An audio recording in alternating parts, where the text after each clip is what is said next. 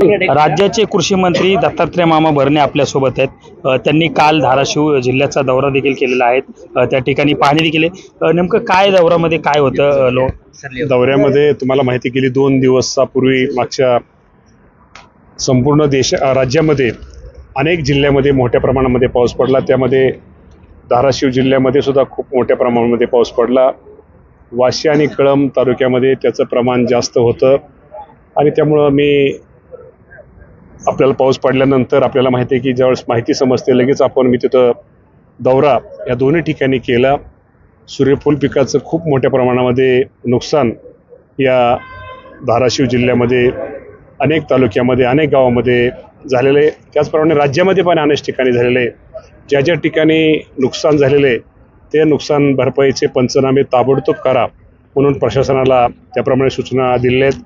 येणाऱ्या 8-10 दिवसामध्ये त्या बाबतीमध्ये अहवाल प्राप्त होताच त्याबाबत निश्चित प्रकारे नुकसान भरपाई मिळण्यासाठी ताबडतोब त्यांना कारवाई केली जाईल। साधारण किती नुकसान झालं असेल आणि किती त्यांना मदत मिळणार आहे शेतकऱ्यांना?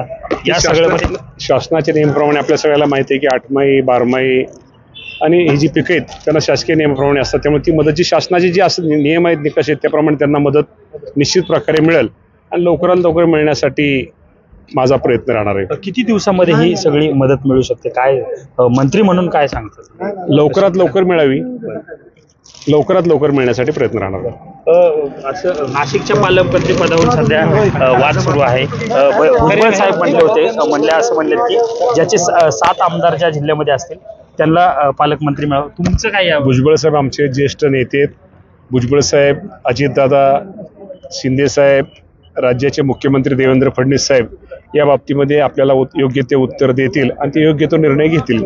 क्रीडा मंत्री पदाबाबतीत तुम्ही एक वक्तव्य केलं होतं की या कृषी मंत्र्यामध्ये पदाच्या बाबतीमध्ये खूप त्रास होतोय, अशा पद्धतीचं सकाळी एक वक्तव्य तुम्ही एका भाषणामध्ये केलेलं आहे। त्रास होतोय असं मी केलेलं कधीच म्हटलेलं नाही। त्रास होतोय ना म्हणण्यापेक्षा क्रीडा खातं बरं होतं। नाही, क्रीडा खातं बरं होतं म्हणण्यापेक्षा क्रीडा खातं बरं होतं, क्रीडा खातं थोडं काम कमी होतं, इथं काम जास्त आहे, इथं मेहनत करावं लागेल, इथं लोकांच्यात जावं लागेल। क्रीडा खातं बरं वगैरे असं नाही। क्रीडा खातं असताना फिरता येत होतं। आता कृषी खातं आहे त्यामुळे तालुक्यातल्या लोकांना सांगितलं की आता मला बाहेर फिरावं लागेल, तालुक्यामध्ये आपल्याला थोडं आता कमी हे करावं लागतं। क्रीडा मंत्री त्यावेळेस ते खातं वेगळं होतं।